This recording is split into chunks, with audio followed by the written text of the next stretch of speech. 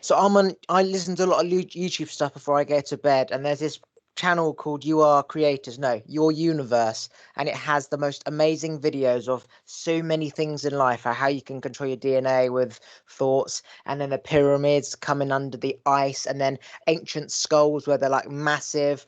There's so much knowledge out there that it's overwhelming, and I've realized you can spend your whole life learning and you're still in the same position physically, even and mentally, you've like conquered everything, and you realize that you've got to fit into society and live in harmony with everyone else. And if you become so smart, you're not going to fit in anywhere. So you're doing yourself disjustice, although you think you're doing yourself justice. I've learned the balance, which is to learn this for me and then just to fit in and enjoy their time and company, even though I'm probably a lot smarter than them. And that's just life, what life's going to be like. Yeah, I feel that, man. I look at all sorts of things that most people have no interest in. But I really enjoy finding communities of people where they do look into some crazy stuff and they bring information to me that I don't know. I bring some information to them that they know. I think most importantly, if everybody's got an open mind and we're all willing to listen to each other, even though we've got some crazy ass ideas or some unconventional ideas, I think that that's a really beautiful experience. So I really work on doing that in my life with my friends. I've noticed people like us who become so aware and we question everything and then we find flaws and then we open up other doors, then we go down these doors. And if somebody's not opening it easily, we think there's something behind there that we must see, like what they're hiding. And really, I don't personally think no one's hiding anything. I think that we are searching for truth and we confuse that with wanting control over ourselves as opposed to being controlled by another force, God, government, whatever. And that once we have pushed through all these barriers in our head and we've questioned everything, our energy has increased to that level, and we just have no kind of urge anymore to question. We don't give a fuck. It's almost like doing a marathon run. You just can't be asked to think and do anything. You're at peace with yourself. So I think that questioning everything is good. Eventually people find peace. For myself, I questioned everything and I had so much energy and I could talk really intensely for hours. Now I'm just in a meditative state all the time. I can't be bothered to question everything. I can't be asked. I know a lot of shit. Somebody says this, I'm like, this possibility. I'm so at peace with the knowledge that I know that I don't need to search for anything else. I always want to learn, but this need to learn and know more has, I've done a full circle where Yeah. I'm at peace, kind of like my dad. He knows everything that I knew. He probably knew when he was like 22 and I'm 27. So once you know a certain amount of stuff, you don't question it anymore because you kind of know the basics of life. Um, so I'm at that point now where I've done that full circle and I can speak in a calmful meditative zone rather than being really intense and using so much energy and then being knackered after a podcast. So I'm at peace with myself. Good, man. Good. Yeah. There's this principle I live my life by where I feel that at any point, if I need something, if I need to know something, or if I need some sort of a resource, I'll get it. Like the universe will give it to me. Maybe I'll overhear this information in conversation, and that's what stops me from needing to follow the news about whatever is going on. I don't need to like listen intently and always hunt down. That said, sometimes some things pop into my life from some source, and then I'll be like, "Wow, that's really interesting," and I'll spend a few hours or a few days like on and off looking at that topic. So for me, there's a balance. But yeah, I agree with the point that I don't need to search, and I used to search a lot. I went to India for 4 months thinking they had more answers there than here, and yeah, you don't need to search. It's all the information is at your fingertips, and the parts you need will come to you. Yeah, it's amazing because when you think about like all these ancient monks and Buddhism and Jesus and all these people, wise men, for example, who know the knowledge we know, well, they learn all this shit and then they just sort of they're just in their monk house and people come to them and they just preach the advice that they know. It's like they don't question things anymore because they're in that Zen meditative mindset, which means they've done all their questioning. There's only a certain amount of like if you get a piece of furniture and you put it together, well, there's only a certain amount of bolts and nuts and holes that it can go in. And once you like know where it all goes, then there's really nothing else there. And all these people kind of just in their Zen calm mindset and they preach their knowledge, but they're not questioning, so they're not wasting energy questioning. They've done their journey, and it's fascinating for me to go back in time, and we're just a repeat of those people.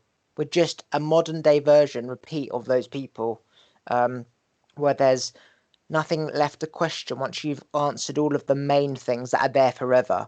And then obviously there's new questions like, how do we make an iMac with a TV connected to it? Obviously, they're questions and knowledge that we can yet learn, but the basics knowledge of life, once you know it, again, it's like riding a bike. You hop on whenever you want.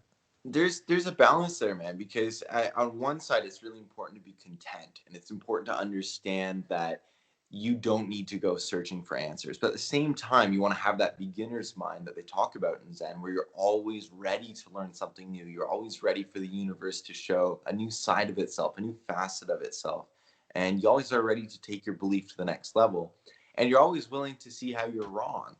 And it's important because I mean, I think anything expressed in words is right and wrong simultaneously. There's always going to be some truth there and somewhere where you're like fucked up. What I've learned is that through my experience so far at 27 is that nothing is set in stone. Everything is always left or right. So, the quantum physics about how it's particle and wave. I've noticed that you can have all the top scientists saying this and all the other top scientists saying the opposite. And it's the same for food and drink. It's the same for conspiracy theories. It's the same for politics. It's the same for everything. Everything is literally this or that. And I've realized that it's all to do with that person looking at it from that point of view and the other person not seeing how they are seeing it. So by default, it is not the same. So therefore, it is the opposite. But it's not the opposite. It's just you're seeing it differently. And like, sperm and egg, everything is all two. Hmm. Everything is all about the balance of two animal, like male and female, sperm and egg, seed and earth. It's all about the two. So I've learned that nothing is ever this or that. Like everything's always changing and plants always living and dying, but nothing is ever one or the same. It's as you said, it's this, that, and that, depending on how you see it. And for example, some people can eat certain foods because their biology is different. But also the vibration of the physics side, not the biology side, can be the same as the biology side. But then if you've got both the biology and the physics, it's the same as not having one or the other because one might be stronger than the other. So you could have a body that can break down certain foods based on the biology, and the other who's got the same energy vibration that can do the same. But one without the other can still be the same and have the same effect, if that makes sense.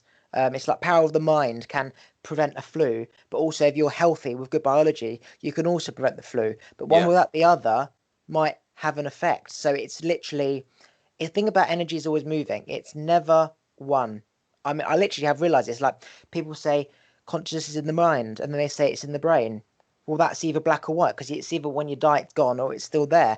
Things like having certain foods are good or bad. Everything is this or that. It's never that. It's not even this balance. It's just moving, which means it's not still. I've honestly nothing is the same. I read your Facebook thing. It's how you see it. Yeah, but the thing about particle and wave, it's made up of one. It's not particle or wave. It's particle and wave. It's Hmm. both. Yeah, yeah. I think I used to be at I used to be at this place where I hated dogma, and I still don't like dogma. But dogma is this trapping of perspective to say this is right and everything else is wrong. And I used to hate that. And so what I would do is I would caveat myself and balance myself constantly. I would say, well, I believe this, but then I believe this to nuance it and this to nuance it and this to nuance it and this to nuance it and this to nuance it. And, you know, there's, it kind of waters down your point. So after a while, I started realizing that, people are polarized and that's just the way they are. Now, I will allow somebody to have a polarized point of view so long as I believe it's not hurting someone else and so long as I can have my own polarized view. And I like this idea of us all having different distinct perspectives. Now, at any point, if somebody has a discussion with me, I can go through the nuance and I can go through how I arrived at my point of view and how I see the value in their concerns as well. But I think there is there is something to be said for taking a stance. Because when you take a stance, you attract your tribe, you attract your people. Yeah, there's gonna be people who move away from you, but when you, I don't remember who said this, but somebody said that when you push away the people that you don't like, you attract the people that you do like. And I've seen this with Jordan Peterson and a lot of other high profile figures where they'll have had a very strong view, and whether I agree with them or somebody else agrees with them or not, they attract a tribe, they attract a following. So I like the idea of taking a stance. I like the idea of not being flippant in my views, but to say how I feel in the moment, even if I'm wrong, even if I'm wrong later, or if I think something different in a year. I just like to say it as it is to me in each moment. Yeah.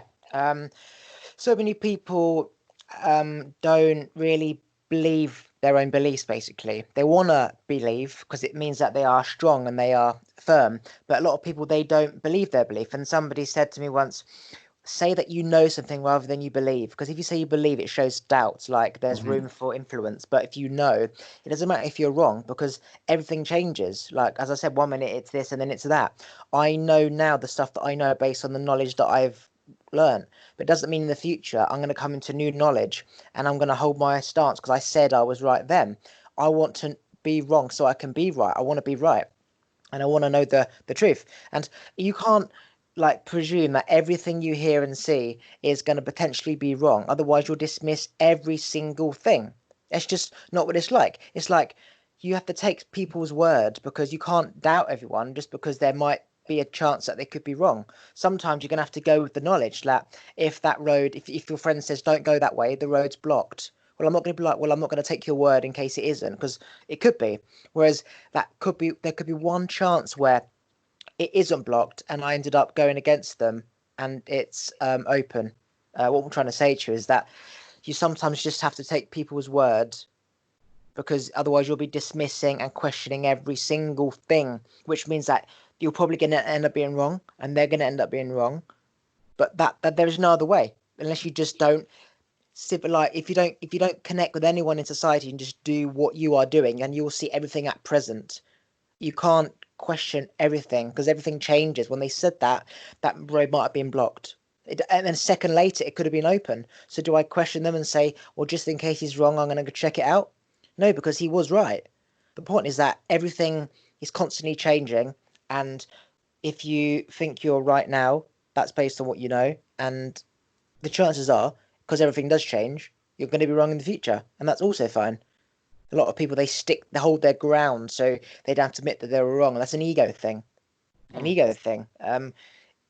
Everything is wrong and right and wrong. Yeah, man.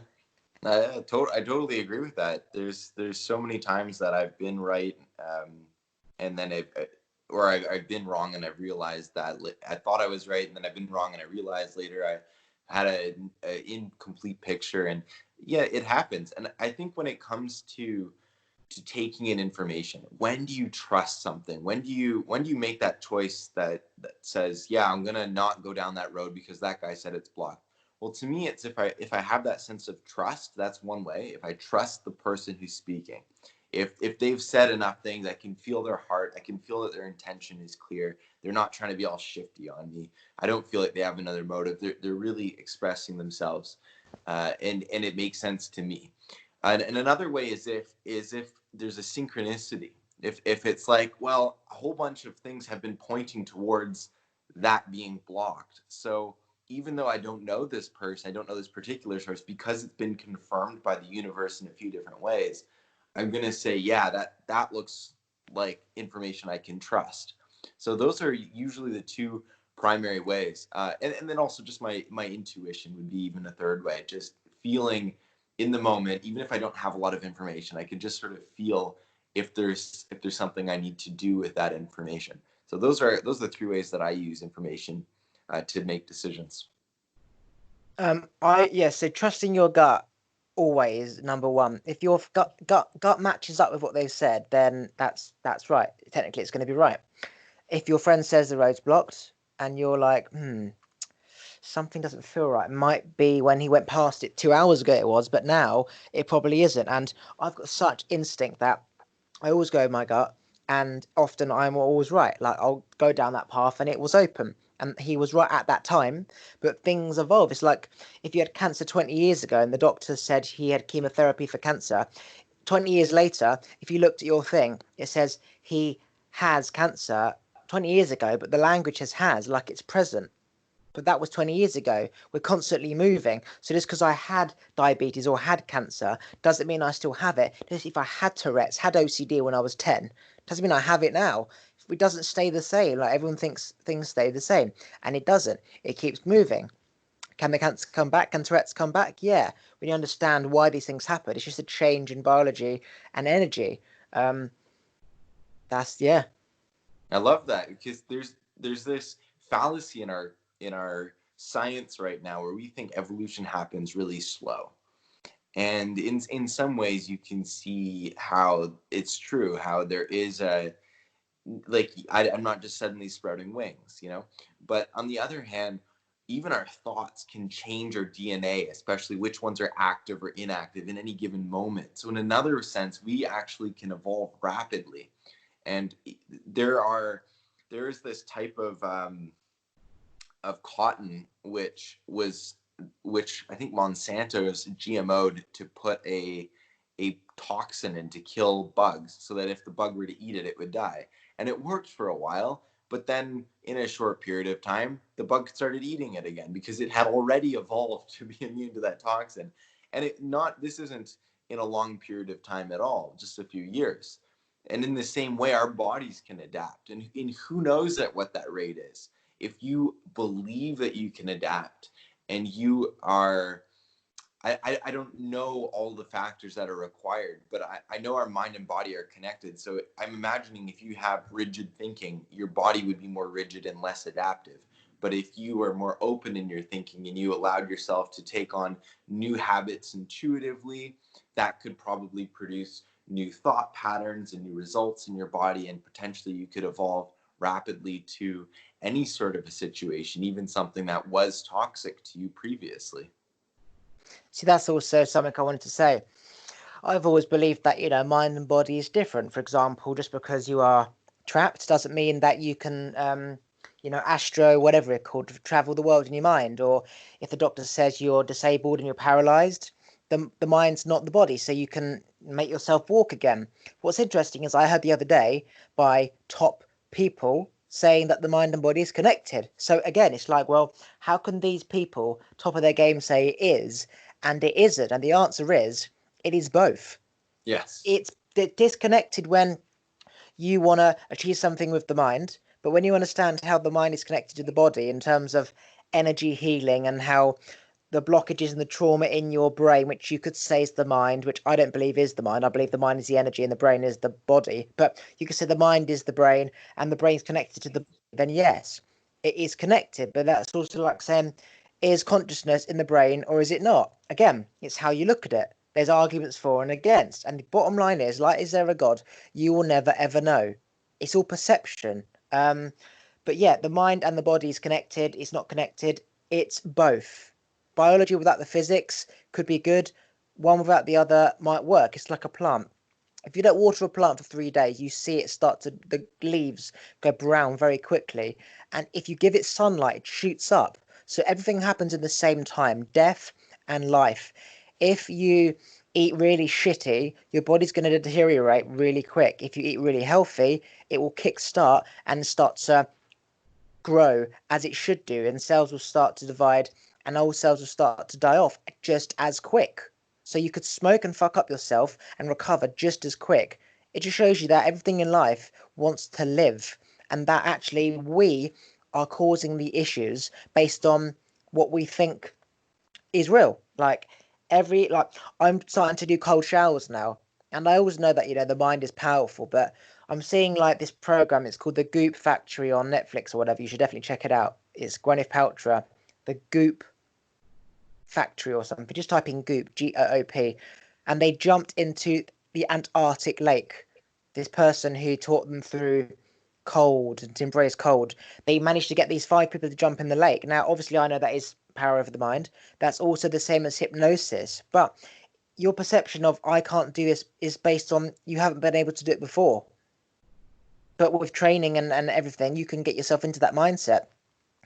So anything, belief, fear, jumping out of a plane, eating something, it's based on your current perception. Your knowledge is based on what you've learned up until this date. It doesn't mean it's not going to change in the future.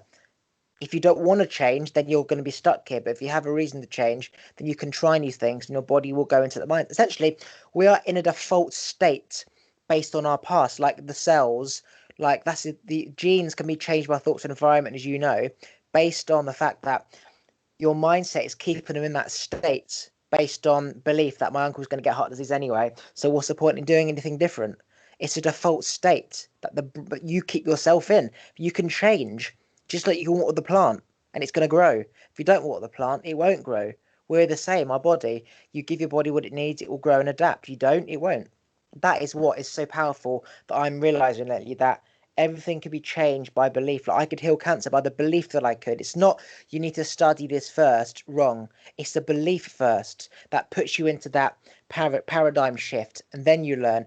I can teach you to lose weight because I have the belief that I can. And if I'm just doing stuff and pounds are being lost, that is the end result. I then need to train how to make you lose weight. It's just the action based on the belief. So belief is so important before anything. Yeah, man. That's absolutely key. And there's something really cool.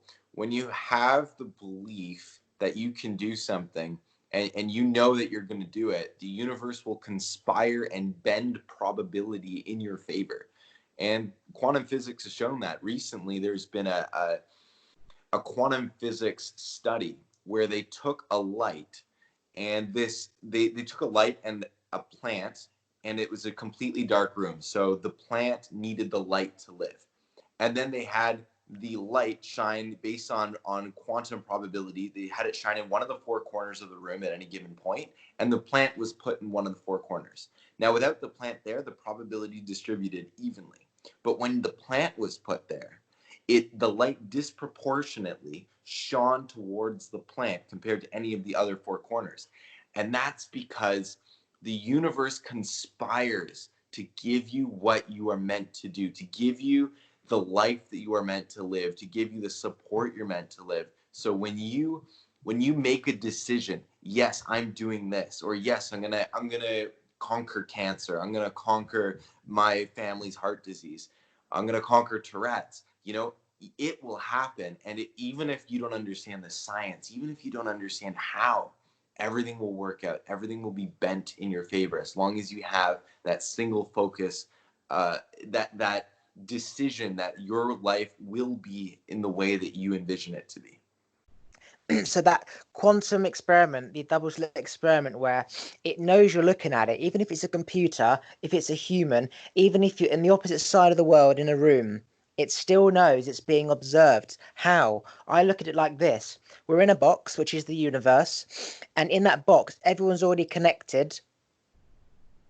That's it. We're already connected. So you switch on a light, there's no time distance. It's just light comes on in California, light comes on Australia, light comes on a second away. It's just all condensed into one.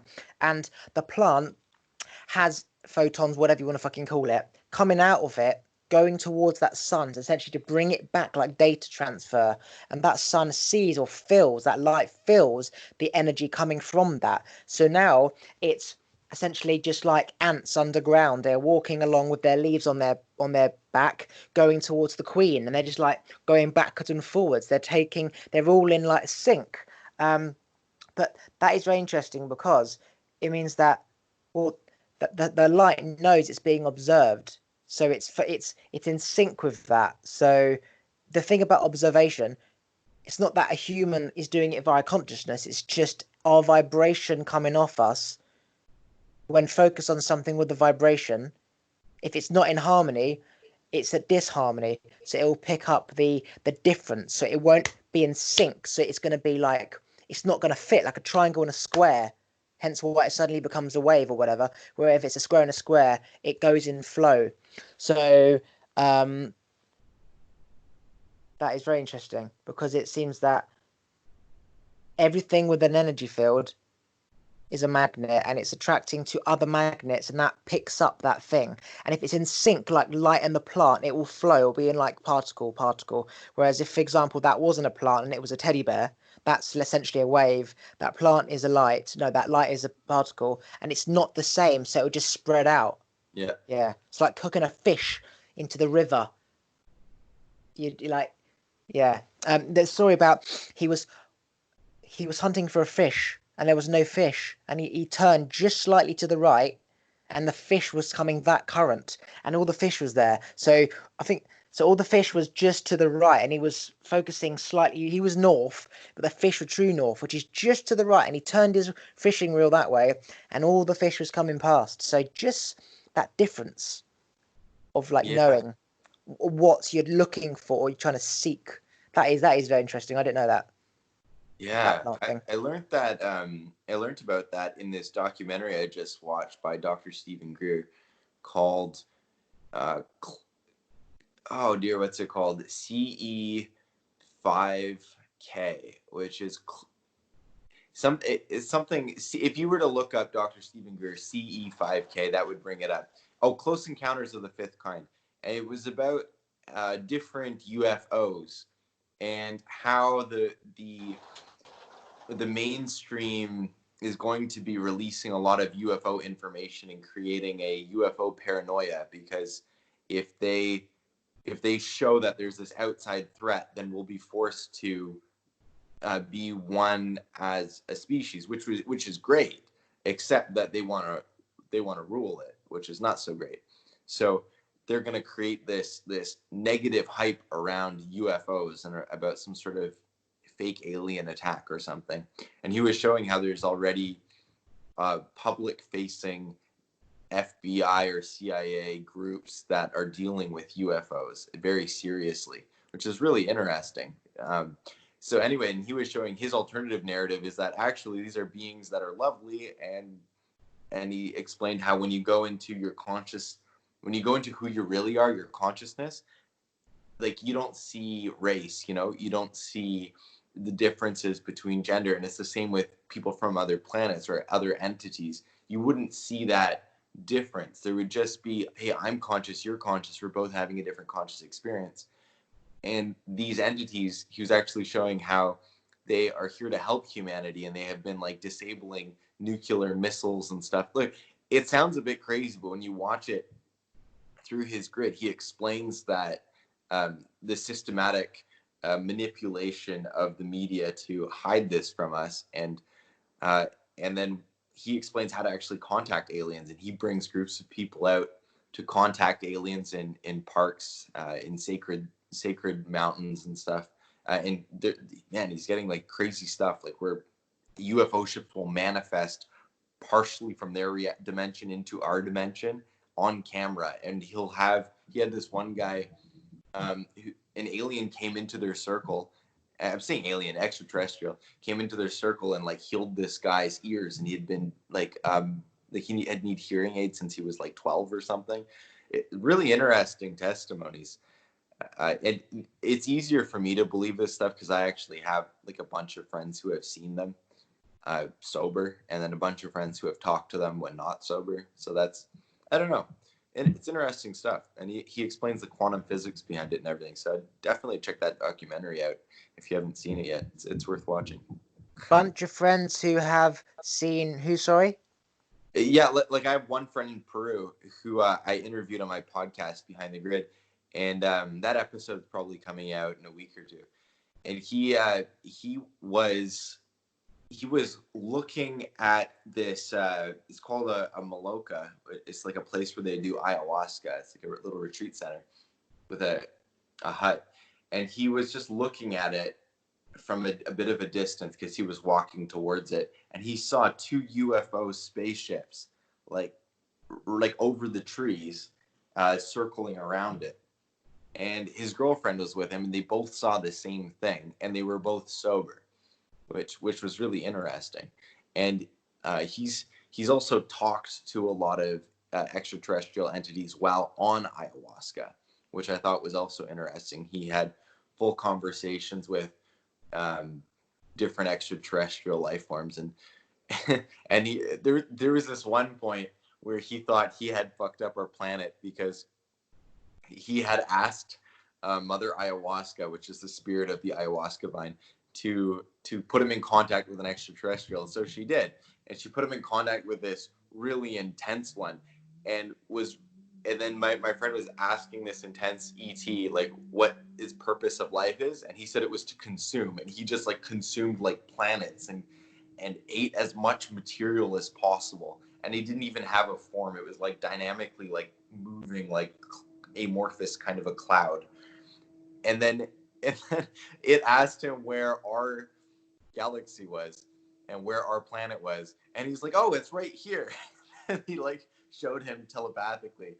And, and then afterwards he was like, wait, maybe I shouldn't have shown him that considering he eats planets. It's a funny experience. I have no idea to what extent it.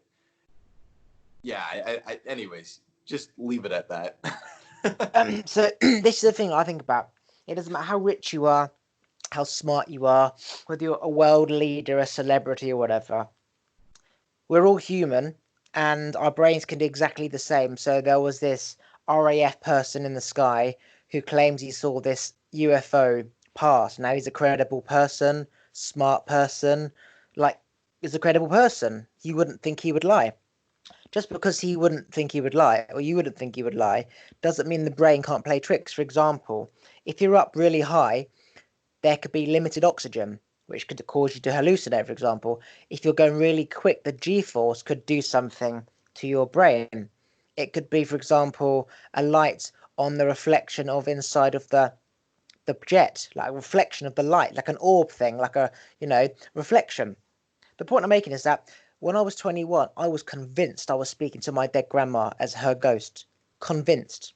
Now, I would say I'm the most competent human on the planet, meaning you cannot pull wool under my head, or whatever the saying is, right?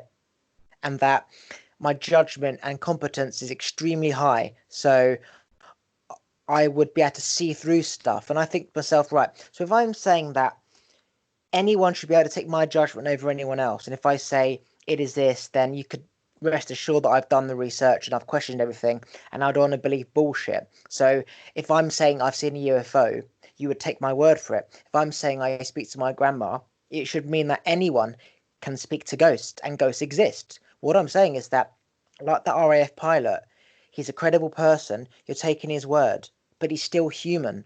I was convinced I was speaking to my grandma at that time when I thought she was here, but she wasn't. It was in my head. Point I'm making is that it doesn't matter how smart you are, how big you are, how much credibility you have, the human brain is going to do what it's going to do, and no one is in control of that. So your friend, for example, saying he saw UFOs, whatever, no one will ever know whether that was true, whether I was speaking to my gram, and maybe the reverse psychology happened where God realized I knew that ghost existed, and he didn't want me to tell everyone, so he made me believe that it wasn't actually her. So no one knows anything. That could have been spacecraft, it might not. It could have been grandma, it might not. That pilot man could have seen that thing. Or it could be based on our imagination and what we think exists in the first place, and then we seek for it. I was seeking ghosts and spirits and answers. I made myself believe it. He might have be thinking, oh, I wonder if UFOs exist. And the more you think about it, the more you see it. The more you look for numbers like 11 or 33 or whatever, the more you see it. It's on the clock, it's on the TV, it's everywhere. The more you look for UFOs, you're convinced that rather than that being a plane in the sky or a Chinese lantern, right, or whatever, you think it's a UFO. So He said it was look, I appreciate your point, man. Like there's always a possibility for things to be other than what they seem. I can agree with that. There's a few things I would say in response to that. One of them was like my friend said it was just over the tree line, and he was also with his girlfriend who also saw the same thing. So it wasn't an individual hallucination.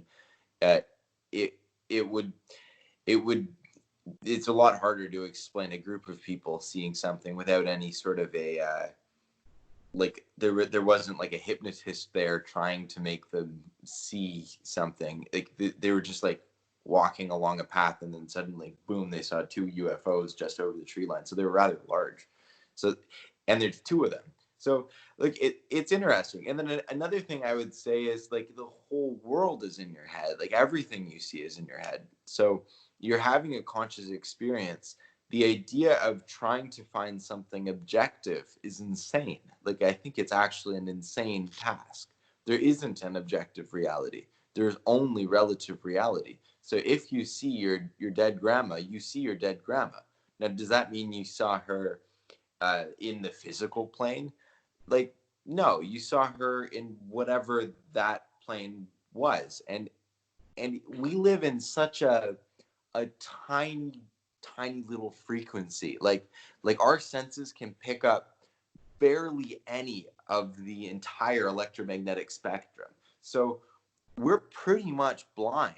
And when something comes in from a slightly higher dimension and becomes a little bit more physical in this dimension, and we start to sense them, we start to see them, whether that's a ghost or a UFO from another dimension, like it's not that it's not that we're making it up or that it's a hallucination. It's just that we know so little about how the universe works in general. Like I think even mainstream physicists believe that something like 99% of matter is unsensible to the humans. Like it's like dark matter and stuff, something like that. Don't quote me on the exact numbers, but they do say a large portion of matter, certainly in the over 90%, is dark matter, and it's just this unknown substance, which is interesting. So when you take when you look at it from this perspective of time and space aren't as like there's the time and space we experience is just such a small fraction of reality. These things start seeming less improbable. They start seeming less surreal. They start seeming a lot more possible and natural.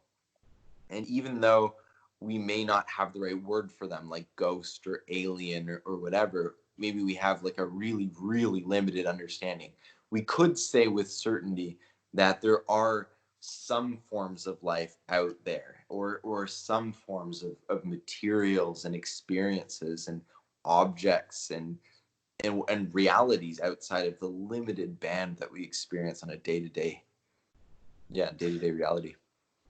So I'm not saying that that person didn't see it, because if somebody saw something, that's their experience. Yeah. No one's ever going to know whether he was lying, whether he actually saw it, whether he hallucinated.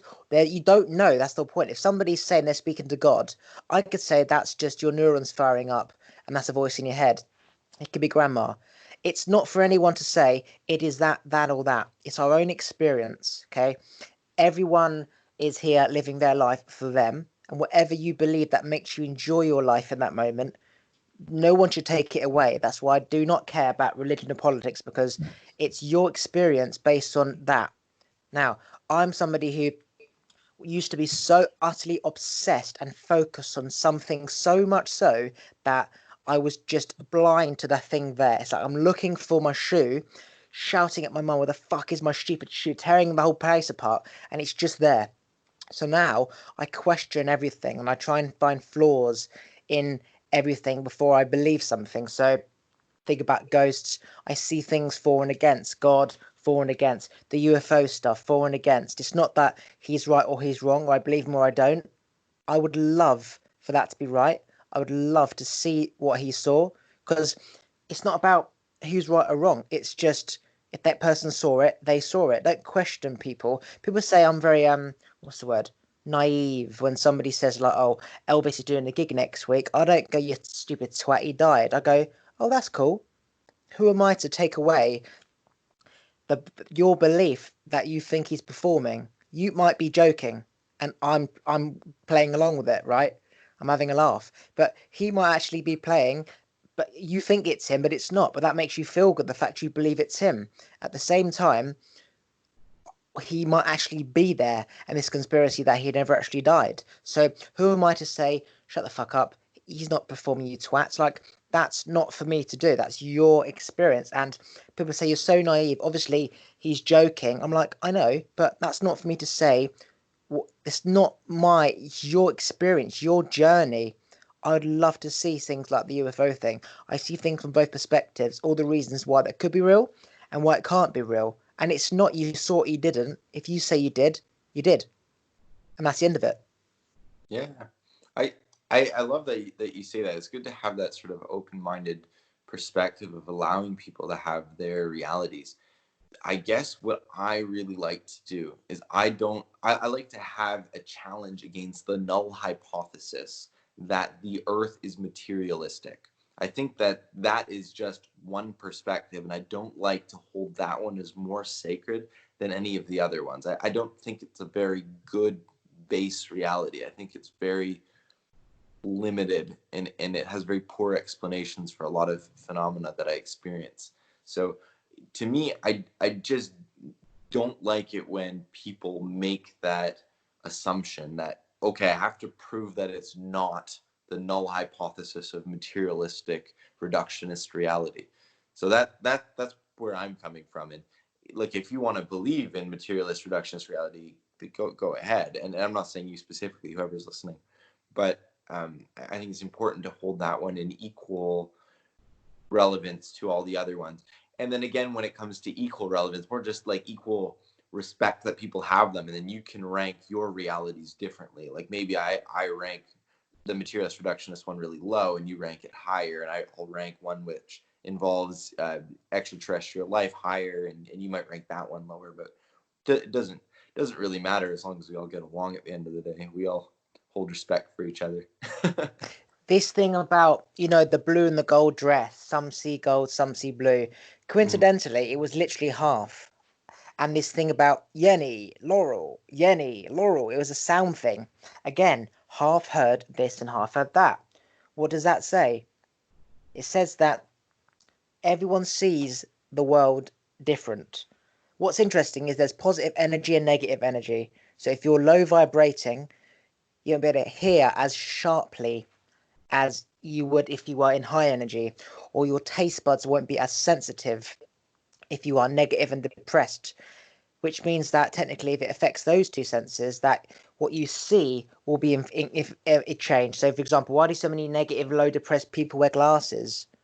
Again, that's just an analogy. Why the colors, people are depressed, they're low, but their colors must be different. I know when I was in a negative vibration of being in my head my whole life, medication for Tourette's, whatever, that when I came off my medicine overnight, I explained it as I went from black and white to colour. So I was convinced I always saw colour and stuff. But I was in my head my whole life, thinking, which drained me. And all of a sudden I was in a meditative state, the medication, I wasn't on it anymore, and I could think about all the stuff that I couldn't think about because the medication slowed my brain down. That all of a sudden I was in meditation, no thoughts, just awareness of fucking hell, look at that colour. Everything was so colourful. So everyone thinks that what they see is blue. That is correct because what you see is blue in terms of this is blue on this piece of paper, and that is what you see. But if you were to increase your frequency, that is now gold. But then we created that as gold based on that person seeing that themselves. What if that person was a negative person and he's saying that this is blue and everyone's saying that is blue, but you're all negative. But then to a high positive person, they're saying it's gold. What if the person who was a positive vibration said that this was blue, actually it was gold, and you show these positive people and they see you're right, that is gold. But then the negative people say, no, that's blue. Someone says that's Jenny or Laurel. Well, it's right and it's wrong. But what I'm trying to say to you is that we're made up of two things. We're not just made up of not just human. We're different types of human, biology and physics. And the vibration affects your body and how you hear and all your five senses and how you process food. And the biology affects your energy levels, which is the physics side. If you eat a load of shitty food, your energy won't be as vibrant. Again, we are made up of two, of course we are, sperm and the egg. But just because we see one thing doesn't mean we're just one thing. Sperm and the egg symbolizes two different energies, the father's energy, the mother's energy. The energy difference, positive, negative, different biology, different physics, which means you've got four types of different human. Human, which is pure in physics and biology in terms of equality. Then you've got positive, positive, negative, and positive, positive physics and biology. Then you've got negative and positive physics and biology. Then you've got negative, negative physics and biology, which means there's four different types of human. Again, it's positive, positive, negative, positive, negative, negative. I And don't want to go over this. I'm just expressing thoughts. Interesting, man. Yeah, I don't really know what to make of the physics biology thing. I'm not sure what you mean by the physics and biology as the yin and yang factors of that. Okay, so the vibration that we are in affects our cells, which affects our Yes. biology. If you're a positive vibration, your cells are going to divide and divide and grow Yeah. more. So your body is going to be in a more healthier state, like a plant. You give it water, it grows. If you're in a negative vibration, your cells won't divide as quick, so your body's likely to malfunction and just fail and be in a dis-ease state as opposed to an at-ease state, which Yep. affects your body, and then you get disease and then you die. So Hmm. does that answer that first question? Yeah, I understand the biology now. Okay. What about the physics? Positive, negative physics. So when I say physics and biology, I mean if you take a body, how it is made up default at this time is the biology. So if you've smoked your whole life and you look at that person's body, it's going to Hmm. be shitty and like just a disease, right? Hmm. If you look at somebody who doesn't smoke, their body's going to be healthy and the cells are going to be vibrating amazingly, right?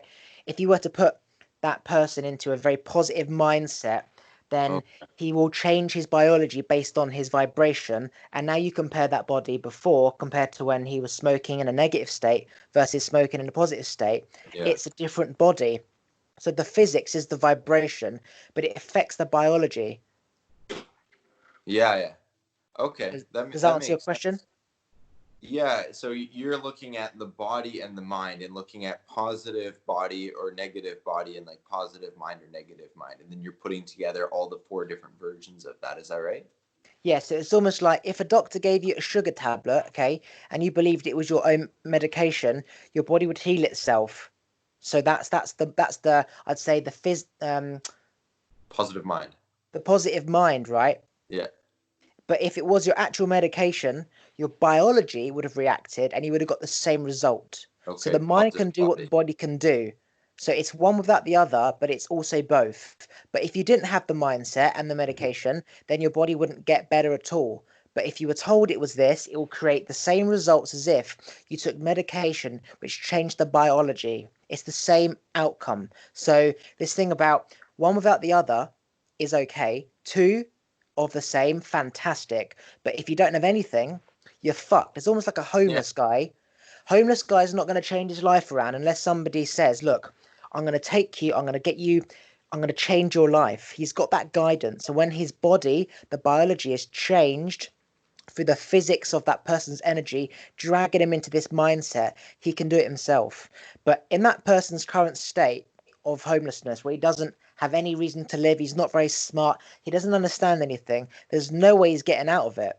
And his biology is just going to rot and he's going to just go at disease and die, right? But then the physical side of it, where somebody gets himself out, charges his body with energy and knowledge, the biology changes. And now he's got the biology and the energy to create the new life. But one without the other, you're not going to quite get there. So again, it's the biology and the physics. It's the internal side based on the vibration, because vibration can stimulate cells and kickstart your body back into position. But the biology, as its current state, will end up doing whatever it is in that state. So if your biology is like just at disease, then it's just going to get more of disease. And if it's in a producing cells, for example, you give yourself good food, the cells are going to create more new cells. Cool. Again, it's not just one or the other. It's the physics, which is the energy, and the biology, and Yeah. it both goes hand in hand. And the sugar tablet is a fine example how Hmm. you can create the same without it, but also the medicine does the same effect with it. Yeah. I think I have a general understanding of what you say. And yeah, there's a place where they blur together, where like healthy body creates healthy mind and healthy mind creates healthy body. But I can see how maybe in a transitionary state, how one could be more positive and one could be more negative. And with the sugar pill example, yeah, I can see what you mean, man. So what I'm saying is that if you're not in a vibration, it doesn't matter how healthy your body is, you could feel it amazing, lovely vegan food, right? And it would restore itself. But if you're in negative vibration, like under electricity or under a 5G tower, your body cells are going to go back to that state again. So you can use the Mhm. biology to get up to that state, aka the medicine, to get yourself back to that state. Take a vitamin C, your body will create collagen. As soon as you stop taking vitamin C, collagen isn't created. You go back to exactly the same day one as you were before. Whereas Yeah. if you are, for example, out in the sun, which you could say is the vibration, you'll create vitamin D, C, whatever, and you won't need the tablet. But if you take the vitamin C tablet, you've now got twice the vitamin C, and your body will naturally step down to let one take control. So the physics, the energy is more important than the biology, because the physics can change the biology, but the biology without the physics, you're just going to revert back to the same. It's like putting a plant under fake light. It will grow, but then if the fake light isn't there, it's just going to sort of just fucking die. Whereas if it's in the sun may sort of go behind the trees and the mountains, but the sun is still there. It's still going to maintain its growth. Hence why I think there's four different types of human. We're not just one. We're made up of the two biologies and then the two energies, and one without the other creates another type of human. Yeah. Yeah. That's interesting. I can see where you get that. It's it's there's so many different ways to look at humans. It's like It, two negative parents, a father who's positive, a mother who's negative, and two parents who are positive. The two parents are positive, their child's going to be creating businesses, yeah. traveling the world, multi-million pound company. Two negative parents, probably be drug addicts and kill themselves, sadly. One positive parent, one negative parent. You've got this balance of you can do it, don't be so stupid, just get a job and be normal. So now you're Ironically, fighting. though, Huh? my mother had two negative parents that came out really well. She's like It's just, super successful. it's just an example, right? It's an example, right? As I said, it's you can nothing is the same. You can there's so many ways to look at it, because there's Yeah. statistics for and against. Like my mum was always saying no, my dad said yes, and I had this force. I've seen rich parents who have everything and their child has no drive because his family had it all. And then you've got the opposite, which is somebody comes from nothing and they Yeah. end up making it. It's not just this or that. It's many factors, So many factors. Like if your neighbor was ambitious, or your cousin was ambitious, or you had a yeah. book. It's just, as I said, it's not just one. Yeah, yeah. There's so many factors. I guess we're like positive, positive, negative, positive, positive, negative, negative, negative, positive, positive, negative, and that would be how we're made up. Yeah, it should, because if the grandparents, right, were more negative or positive than the two parents, and they could have an a counteractive force on the person. So you got two positive parents, two negative grandparents. Well, that child is just neutral. Hmm. So you could see two positive parents and the child makes it and the child doesn't. It's all to do with the balances of energies. Yeah, I mean, yeah, it's so complex. It's just like it's just far too complex. It's like so many different dimensions. Yeah, there's only so much you can analyze with your mind, but there is a sense of just things ending up where they're meant to be, because it's interesting when you see people, even like Tony Robbins, who started with nothing, and then he is like one of the most successful people now, not just in finances, but also in like positive impact on people. It's really beautiful to see people who just something from the universe just comes and feeds them despite all probability, like that lamp and the plant from earlier, just like all the resources they need to support them in their vision just sort of happen. It's really beautiful to see that. I guess that's happening with you as well right now. You're finding, as you do this podcast, you're finding like everybody's coming, you're getting the things you need, and even if sometimes you it's not going in the right direction that you would want it, things are coming anyways and you're starting to move forward, and then you'll be the Tonight Show host.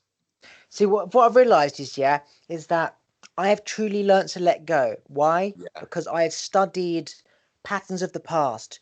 When I want 10 podcasters next week and it's Saturday and I'm not fully booked, I get stressed. And the outcome's the same. I still haven't got 10. So if the outcome's the same, well, whether I get stressed or not, it's not going to do anything because the outcome's the same. I'm still only going to get 7, for example. And then I think to myself, why am I getting 7 and not 10? And I've learnt it's only when you go forward and look back do you realise that was why. For example, somebody cancelled at 4 o'clock today. That would mean we couldn't do this. Mm. Now, you unintentionally fucked up on the time difference. But if, for example, she stuck to 4, I would have missed you. Hmm. So again, everything's in order. I trust the universe does things for a reason. And rather than questioning why, wait, move forward, look back. That is why. Hmm. And I'm getting into. I never believed in like star signs and astrology because I saw that you can always find the same traits whether you're Gemini, Aquarius, or Pisces. But what I have come into awareness is that the time when you are born, the planets that are there has a massive impact on your energy. So when I was born, Mercury was around. It hasn't been around for 30 years. I've not made any money for 30 years. So I'm thinking to myself, I've always gone with my gut. But if that planet is so connected to me, whether I went with my gut or not, I would still be in the same position. It's almost like I have no choice but to keep going because it's written in the stars, meaning I am connected to an energy source so powerful that I can't. I've not got enough energy myself to counteract it. All I can do is flow. So when I Hmm. don't get, say, 10 podcasts, there is a reason. And I've learnt to trust that. What am I trying to say? That's good. What I'm saying is that people who I want to come into my life to do podcasts with, they're on a higher frequency, which means that they're more likely to be busier in their life, right? Yeah. Which means they're harder to get, which means they are more valuable to me and people listening. Yeah. So there's a reason why I'm going from 10 to 6, because these 6 are quality people, whereas the 10 are just random podcasters like, I'll do it. So I've learnt that's a good thing, not a bad thing. Hmm. And as you said, more of those people come because they listen, they feel more in tune to those like-minded people that now they attract their friend and then they reach out and you're creating more of the same. So I've learned to let go, trust that as I am a vibration moving towards like that plant moving towards the light, I'm moving towards the light at the rate it needs to. Too much light, it might burn. Enough light, it creates photosynthesis and it grows. So it's perfect just here. Not too close because it'll burn, not too far away because it won't live. It's like Earth is perfectly in between the sun and whatever because it's enough heat. Whereas, say, Mars, it was too hot, Pluto, it's too cold, right? Everything is perfectly aligned and everything falls into place. And it's like I can't push against it because the outcome is the same. The outcome is the same. Energies. They're an energy, I'm an energy. If they're here, it's like Pluto is supposed to orbit around on the 2nd of December. I can't speed that up. I can only be patient and enjoy the time until that time. If Mercury's going to come back around after 30 years, I can't speed that up. I want to make money now. I can't. I won't make money in December. There's nothing I can do.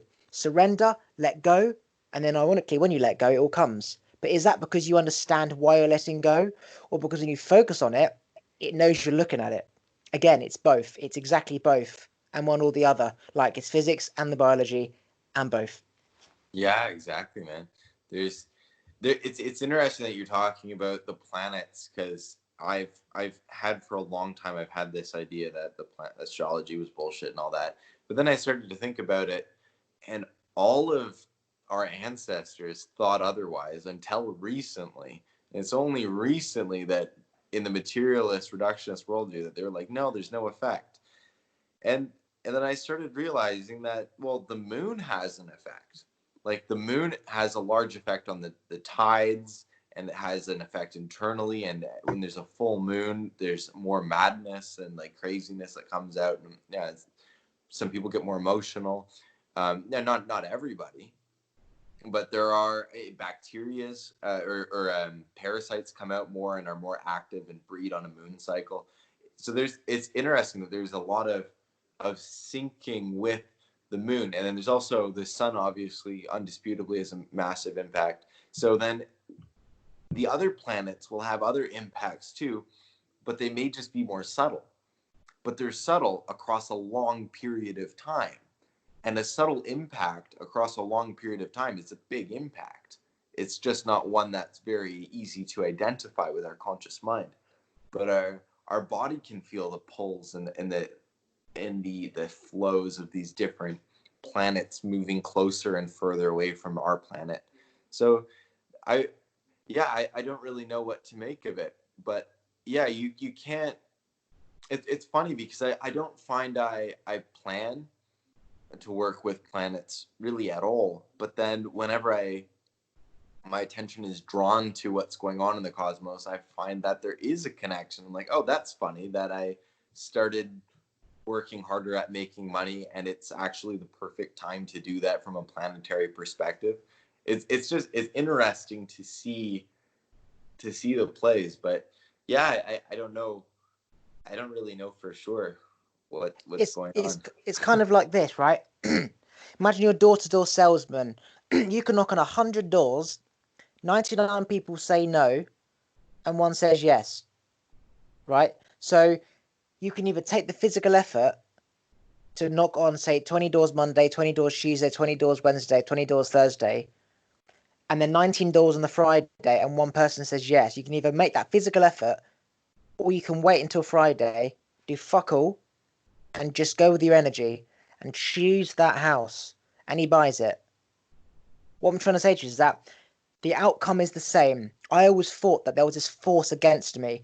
All my friends have, girlfriends, money, job, house, whatever. And there's me living at home, no money, no girlfriend. I have found the one, right, at 27. But that's part of the story. I always felt I've got so much to offer, but yet I can't seem to get it. It's always felt this force is against me. No matter how smart I became, how much I learned to love myself, how much I gave to people, how much I helped people, it was like never enough. I still wasn't getting what I wanted. And I never understood why. Ever. Somebody told me about the planet shit. Mercury. 30 years ago, it's not been around. My mum wanted me 3 years before she gave birth to me. Technically, I'd be 30 now, which is when the planet comes, but I'm 27. So it was almost like I was on catch up with my energy, hence all the force, the Tourette's, the twitching, the thinking, the energy imbalance of it's not what I see is different to what I know. My mum was supposed to give birth to me 3 years before, and she told me that, and it all made sense because I was always friendly with the people 3 years above me, not my own year, because I should have been 30 in the mind. So the Mm. energies, the planets, if we are connected to the planets, and that planet's fucked off over there. Well, my energy is going to be over there. So I'm trying to live this normal life, but I was told this force against me. It was like nothing ever went right. No matter what I did, instinct or took action, it never happened. And it was almost like, well, the planet's over there. It's never going to be right. So I just have to flow, knowing that if it's going to happen, it will. But have faith in that. Not, I need to have faith in the process that everything is balanced. Every single time you move in the street, your instinct says go left as opposed to right. And then you meet your friend and you think, well, if I'd gone right, I wouldn't have seen him. Well, you were always going to go that way because your energy vibration is like already connected to energies on the same frequency. It's like the Wi-Fi on your phone. Think, how does it connect? Well, it emits a frequency and that emits a frequency and it meets. But then you can say, well, if I shut the door, how does it go through the glass? If I put a sofa in the way, it goes around. So if you're walking in the street and there's a massive building in, say, Montreal, you went right as opposed to left. Why did you go right? Well, if you saw things in terms of Wi-Fi and energy, you see the current that way. And your instinct would have gone that way with the current. The things about the planets, if we are all controlled by the planets, and the more energy someone has, the smarter they are, the more they bring to humanity, the more energy their planet had, and the rare that planet was. If you compare it to normal minded people, weak minded people who are always ill, employee mindset, just don't know anything, just retarded people, right? They have a common planet. Aquarius. A lot of people who are celebrities and actors and film stars, they're Aquarius. Okay, I'm an Aquarius. At that time, it seems that planets are rare, but as you go through, say, February, March, April, May, June, July, August, if you go halfway through the year, there's less of those strong planets and there's more of the common planets. So there's more people connected to common planets. So they're weak in energy, they attract to their normal minded people. They go down the pub and they all smoke and they drink and they do the same because they're all the same weak energy. Not that weak is a bad thing, it's just that their energy is weaker compared to strong energy and they need to connect with all the other weak energies. Whereas a strong energy, like an Aquarius, is because they are connected to see one big planet that's rare as opposed to lots of small planets. And then you realize we're not in control. It's not like God's dictating stuff or it's written in the stars. We're essentially a plant and the sun is moving around and the plant just goes wherever the sun is, like a fart in the wind. And our job, once you become aware of this, is just to flow where the fart in the wind is. Don't try and go against it. just flow, because you're going to get there anyway. The outcome's the same. And I've truly surrendered to that process, that as long as I keep moving forward, I'll get the talk show. But if I don't, I didn't. And that's the end of it. I Hmm. just have to keep flowing, and it will just naturally, like the plant to the light, go towards the light. Yeah. And I'm the plant, and my job is just to go towards the light. Yeah. And there's a balance in going towards our goals with habit and with consistent effort, and there's also a balance of when do we want to rest and when do we want to reach our goals in a counterintuitive way and do something different. And yeah, when you have that balance where you're ready to put in that consistent effort, you're showing yourself, the universe, whatever, that you're dedicated towards the goal. You're constantly putting out that effort, and then you're also willing to have the script flipped once in a while and to give yourself the rest you need or to switch things up. The combination of those two polarities, I think, really brings you towards that objective, whatever the objective is. So yeah, yeah, I think you're doing well. You'll get there eventually, man. No, the point I'm making is that I'm surrendering to what I Yeah, want, because it will happen if it doesn't, and whether I want it to or not, it's going to happen anyway. yeah. Like if I'm a certain frequency, I'm going to attract that person on the same frequency, whether I like it or not. That plant is going to go towards the light. I have no control over it. Whether I want the show or not, I'm either in that frequency where I'm perfect for it, and they'll be like, "Do you want it?" And I can be like, "Why not?" Or if I want it, the outcome's the same.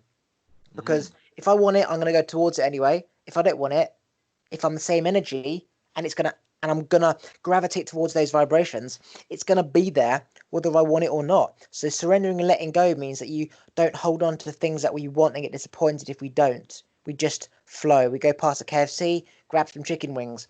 If there's a Hmm. Chinese, grab chow mein. It's not, oh fuck's sake, I wanted the Chinese, it's closed. Oh, I Yeah. love this chicken wing then. You unhappy and depressed. It's just like being present, enjoying that chicken wing and being grateful that anything was open, really. Yeah, yeah. Yeah, not everything's always open apparently. But yeah, it's interesting. And then sometimes you get to this point where you think that you're going for one thing and then it changes and becomes something completely different. But there's an underlying similarity that you wouldn't have thought of consciously, and you're like, wow, this is actually so much better than I thought. So it's really interesting because like for example, when I started dating initially, I was going after this one girl and she didn't want a relationship at all. She was kind of polygamous actually, and I wasn't really into that. So I for whatever reason thought I would change her and I would make her like become monogamous. And I was really pursuing this one person, and then eventually it just absolutely failed miserably, and I thought it was awful, and I was so sad. But then I ended up with the woman I'm with now, and it's so much better. Like this one was just like not even comparable compared to that first woman. So, and obviously the story is longer than that, but to be able to go through and release the goal, even though you've been working towards it, sometimes that's required and brings you to an even greater stage in the goal than you would have thought was possible. But yeah, it's hard to know when to do that, and you certainly don't want to be giving up on your goal. So you don't want to bend easily. You don't want to deviate from your goal easily. So yeah, that's the same as going north, and then when you get there, you go true north. So you head towards that direction. Like I don't like to plan Hmm. anything. If I'm going on a road trip, I'm just gonna jump in the car and drive. I don't need to plan it because it never works out anyway. I Hmm. go because there's a fucking road trip. There's a road blockage, right? So I go north, and you just true north and north to me is you head in a certain direction and you sort of work it out along the way. True north, you go for one girl and then you go for the other. So if I go back in time and I analyze all my experiences, the things that I wanted and didn't get, I realize almost every single time the thing that I wanted was what I was heading towards, but the things I got was just slightly to the left or the right, aka it wasn't what I wanted. It wasn't. So that's telling me if I go for something, it's always going to be slightly different. Or if I know that, Why don't I just not focus on anything and just keep moving and trust that I will align with the thing that I'm supposed to get anyway? For example, if you have like walkie-talkies, you're on channel 5, I'm on channel 7. If you go to channel 6, I'm not there. If you go to channel 7, I am there. But if you're going up those channels and I stay on channel 7, we're going to connect. So you don't need to sort of go to channel 5 and say, hello, are you there? Channel 6, are you there? Just keep flicking and you'll get there. So this thing about heading in a direction, if the outcome's the same anywhere, where you're going to get your girl because you're the same energy, because if you weren't, then you wouldn't be in harmony. Don't focus on the other girl, the friend or whatever. Just go about your day, and you always would have met that person if they're the same vibration, because there's an energy at play. Doesn't matter how good looking they are, you've got to be the same vibration. You've got to think the same. Otherwise, it won't work. It might work in the beginning, but it just won't work overall. So when you look at it like that, what we see is influenced by our energy, and our energy is the one in control. Essentially, you could call it God. God's in control. So every time something doesn't happen, think, okay, obviously God doesn't think it's good for me. If it happens, God thinks it's good for me. If you just have that, oh, God's doing this for a reason, and just sort of surrender to anything. It's almost if you grab something and you miss it, that was meant to happen. If you grab it, it was meant to happen. If everything is meant to happen, right, it's just you detach yourself from everything, like attached to nothing, open to everything, attached to nothing. Means Mm-hmm. that if you're about to walk up to that Chinese takeaway shop and the Chinese man looks at you and turns it around saying closed, there's a reason. You get in your Yeah. car and there's a KFC down the road, and you think, oh, I actually would have preferred a KFC. But if you get to that door and the Chinese man doesn't turn it to close and he says, come on in, that was also right. Mm-hmm. Essentially, if it happens, it's supposed to, and if it doesn't, it was never supposed to happen. But the, the point of saying it wasn't supposed to happen means that you wanted it to happen. But this concept of wanting it to happen doesn't exist. It was your prejudgment of what I think I wanted to say that wasn't supposed to happen because I wanted it to. But it's just nonsense. You would have just like that plant gone towards the light, whether you like it or not. You put that plant over there, it goes over there. You put that plant there, it goes there. Do you know what I'm trying to say? Yeah, yeah. There's you go towards one place and then it deviates to another place, and then that you get to the same place as if you didn't plan at all. You just kind of end up there, and there is something freeing to that because you you don't have to make the right decision. It takes some of that pressure off. Like, oh yeah, like I'm gonna have to plan the perfect way to be. And it's interesting. There's a point right now where I'm making a big decision in my life, and I don't know. I've never made a decision like this, but it's just gonna. I'm just kind of going physically traveling somewhere and just seeing what's gonna happen. And I haven't done this to the same extent that I'm doing it now, but it's really freeing because I believe in this principle so much. Because I believe that I'm gonna end up where I'm meant to be. I know that I'm gonna attract all the right people. I'm gonna attract all the right opportunities. I'm gonna attract all the right places to live and the right nature, and I could try to plan. I could try to plan like, hey, like let's make sure we go to this ley line and this intersection because this should be good energetically. And I could try to like make a perfect budget, and I could try to contact people ahead of time on the phone. Hey, be there at this time so that I can have a place to stay. Or I could just like fucking bring a tent and go see what happens, and just trust that I'll end up right where I need to be. And all the food that I need, all the resources I need will all be there.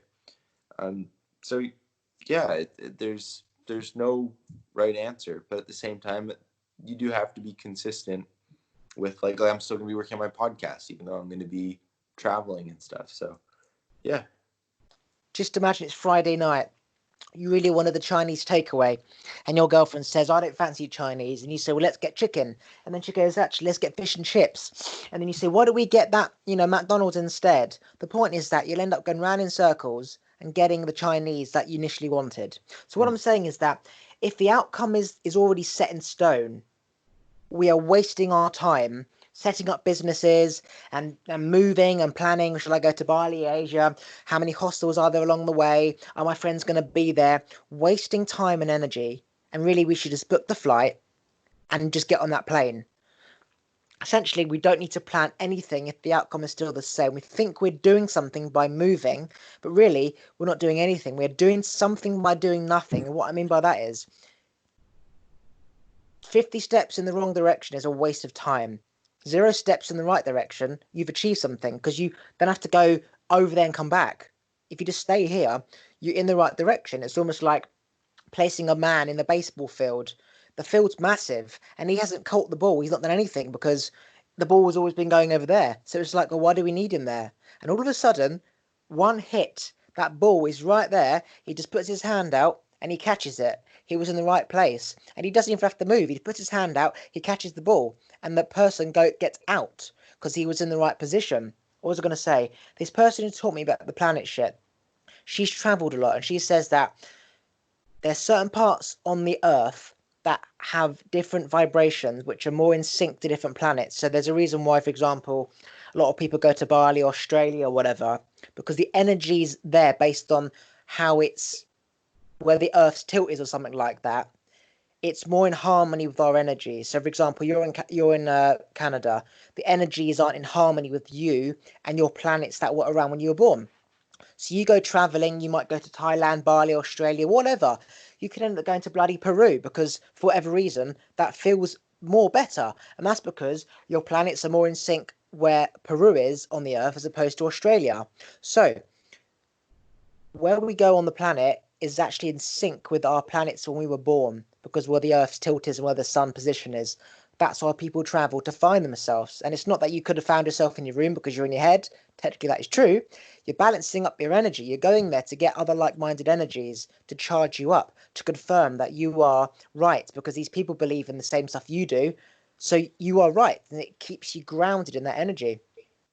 So that was my theory about That's different beautiful. parts of the planets are more in sync with our own energies. So you need to travel if you get the urge to because you're trying to balance up your energy. Yeah, yeah, that's exactly what's happening right now. I don't feel connected with my environment anymore. I used to resonate in a way that I live in Toronto. It used to resonate in a way that where Toronto made sense for me, and I got a lot of value from that space. But the way everything is moving now in cities, I just don't find cities in general are cohesive with my desire. I would like to be in nature. I would like to have very few control mechanisms around me. No 5G towers. So gonna leave the people who like all that to stay together in the city. That's fine. See, that's the thing, right? There was in England, I don't know whether this was true or not, whether it was conspiracy, nonsense, or whatever, but I heard on Facebook that there was a 5G tower put up along a motorway and there was loads of dead birds. Now, I know from experience and research that the energy is so powerful that to a little bird, it could literally just fucking kill him. Yep. So he And the said there bees. was dead birds on the road. Technically, there could be many reasons why the birds were dead. Coincidentally, when that 5G tower was apparently put up. And I say apparently because he's a massive conspiracy person, and I don't really take anyone who's conspiracy correct. They're so focused on what fucking God governments do this that they're not credible, right? But at the same time, I know the power of the 5G. Birds were dead. I never saw them, just took his word, but it makes sense. Again, he could have heard from somebody else, and it was just like nonsense. But the power of what 5G is doing, it is affecting cells, and if, for example, in cities it's going to be flooded with 5G, we have to make a decision. Do we stay civilized and trade in currency to buy things like an iPad or a phone? Or do we go live in the mountains and hunt fish and feel free and happy and live with the animals? I would rather live in the animals with I want to have my own Me farm. too. I want to have animals and a river and a pond and all the ducks and the birds who fly to me and I feed them every morning. At the same time, I've got my materialistic dreams like talk show and stuff like that and I want to help people, which means I need to have phones and go to places and speak, and I need Wi-Fi, which means it's going to be there. So again, it's like we are spiritual beings in a physical body. We need to live the physical life, or well, I don't know. So we have to have that balance of we have no choice but to trade in money. How do I get money? Computers and phones and shit. As much as I fucking hate all this stuff, I need this stuff. Otherwise, what's the fucking point of evolving to this point? You know what I mean? It's a balance. And if you feel you're not connected, you need to go with the flow, go with the energy says, mountain, even if it's for 3 months, you're balanced out there and you realize, okay, as great as this is, I'm fucking bored. And then you can go to civilization and you can go back to the mountain for 3 months to balance yourself out again. Like I go for walks at night time when technology does my head in and it balances me out. Just having that phone there, checking it, does my head in. I just turn it off and go for a walk. Peace. Yeah, I feel you, man. Yeah, it's interesting. I I feel a little bit safer because I have these bands and I was talking about them before, and I recently had my doctor test it. Like my doctor is also he is a trained doctor, and also he has an alternative practice as well. And he put me without any of these bands. He put me up against the router that was in his place, and then took my cell phone playing YouTube videos and put it next to my fucking head. And then he put my arm down and he tested strength in my arm, and it just flopped down. Like I tried to resist, and with very little energy, you could just push it down. Then I put one of the bands on, and I was able to like hold him really steady, even with the cell phone next to my head. My back's against the router, and I could hold him steady, and he wasn't able to push my hand down. So, look, I do feel safe, and there are ways to go and live in cities, even while this technology is there, and even when there's these issues of the technologies hurting ourselves, there's ways to defend ourselves. But I always prefer to be in nature. I always prefer to spend that time walking. And ultimately, I think my future, I'm seeing it. My future has a lot of nature in it, and I will have some technology, but it's gonna be a very small part of my life. And I'm gonna be safe around it. So I'm gonna have you can have these bands where you could just freaking have your feet on the earth. It'll do the same stuff. You just have to be connected to nature, and that will balance out the technology. So I'd say that's important for anybody who's listening, to make sure you have that balance within you. Yeah, I agree. 70% nature, 30% technology. Again, your belief is your belief, not you specifically, but one's belief is one's belief, and there's always two sides to something. So, for example, when I was younger, I laid on the floor, and my two friends, they got their. Imagine you've got a James Bond gun kind of in your hand. You put your fingers together and you shoot somebody, right? They put that. They put my hands or their hands under my leg and my arm, and they lifted me. And then they said this statement like 5 times, like when the ducks fly, the pond floods or whatever, right? And they did it again, and they managed to lift me up even higher. The same as hypnosis. Somebody believes that they can only move their arm a certain distance, or they can only do this or do that, and then the hypnosis hypnotizes them, and they can go further. Your belief in those crystals, as we've said, there's been proof that it affects the cells, right? Proof. At the same time, your mind can create the same outcome, like the sugar tablet, right? Putting your mind by your router and your phone, not being able to do it, you could say it's a preconception of I'm not able to do it, and the belief that these things have power allow you to do it. At the same time, he could hypnotize you, telling you that you've got your crystal things on. You could have switched them with some other ones, plastic or whatever, right? And you believe you've got your stuff on, and you do that. Point I'm making is that we create the outcome in the physical side, but the biology also has the same effect. So as I said, the sugar tablet creates the effect, but also the medication creates the effect. So again, that is true. The Wi-Fi and the phone might have an effect, and the crystal things do have extra power. It gives your mind power, one without the other. You know what I'm trying to say, don't you? Yeah, of course, man. We've done tests. This stuff is legit, but it's interesting, and we've given people fake ones too, and it didn't work. So like that is always a factor. I mean, everything comes down to mind. Like if you didn't have your mind, you're dead, and your mind always is giving you power. It's always sending the signals to your arms. But um, like it's not really a test you can fake. You know what you could do at home though. You could do just with a phone. Put a phone next to your head, and then have somebody push your arm down, straight and honest about it. Same spot each time, same pressure each time, and then you take the phone away and you do it, and you'll notice that you're stronger before. Or do it in reverse. Like do this without the phone first, and then with the phone second. You'll find you're weaker because even don't tell the person that you're testing, because the phone, it fucks you up. Like it's a lot of radiation. And then if you were to go outside and do the same test with bare feet on the ground, even with the phone there, you'll find that your arm's stronger because the grounding, you're freaking grounding the energy out, and it balances you. So yeah, try it out.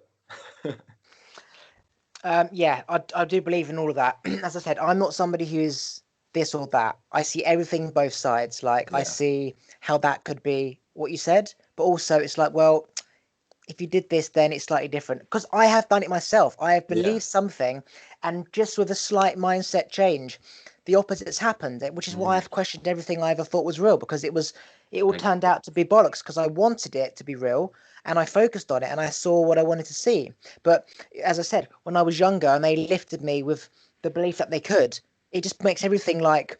If you had a preconception that it was going to have this outcome, like of studying a particle, quantum physics, or whatever, it changes the reality.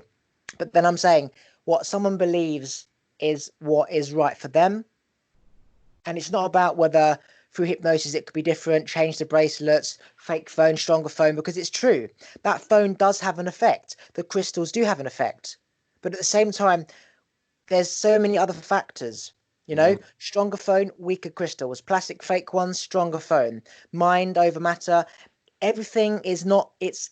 You can take out one, you gain the other. mm. Nothing is as in there's so many different variables of the experiment. The double slit experiment. Do Yep, you know how of many course. variables they did? They tested out the heat. They tested out whether it was a computer can observe it, the human in a room opposite side of the world. The Yeah, outcome was the outcome was tons. different depending on one variable. Like for example, if you had eaten that day, your arm might be able to lift stronger, but if you were fasting, you weren't. So you go back to yourself and you say, Mm. actually, when I did it, I was fasting. And then I had lunch, and then he did it again. So it might have been the food. So you have to go back and then get your doctor to do it again with the food. And then it's like, what type of food? Carbohydrate, sugar spike, more energy, or keto? Again, so many variables that it's not about You can't wrong or control right. them all. That's the thing. In one of the Western principles, which I find kind of funny, is this pathological need to control all variables, and I think it's a bit tyrannical, and Yes. it takes away just natural intuition. Like at some point, just got to be like, "Fuck, man, it works for me." Like it fucking works for me. I can Yes, feel it. It exactly. works for me. That's it. Doesn't work for you? Go ahead, find something else. I don't care. It's like I could still believe grandma was still here.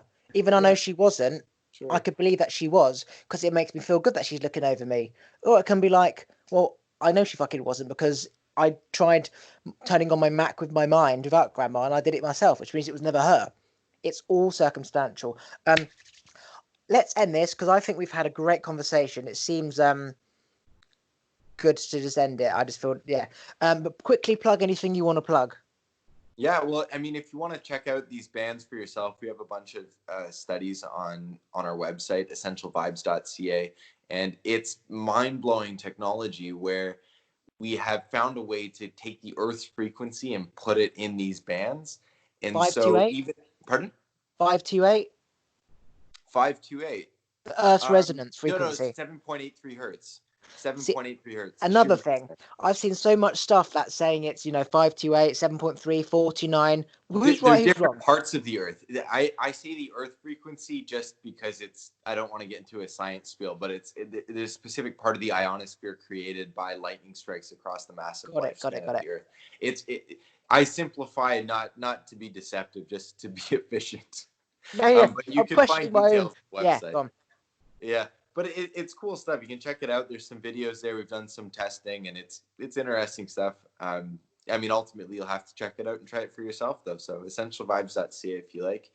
And then if you want to check out my podcast, I have a podcast called Behind the Grid, where we have conversations just like this, and I focus more on the worldviews that people believe and the values of looking at things from all the different perspectives. Because just like Oliver says, there isn't any one worldview that is correct. It's just what works for you. And so I like to see what works for different people. So check that out at owlchris.com or look at Behind the Grid wherever podcasts are available. And Okay, I'm much gonna love press. to you, Oliver. It's always a pleasure to talk to you. It's always so much fun. You're such an insightful guy. Thank you. I'm gonna press stop and I'm gonna say goodbye. Okay, wait there.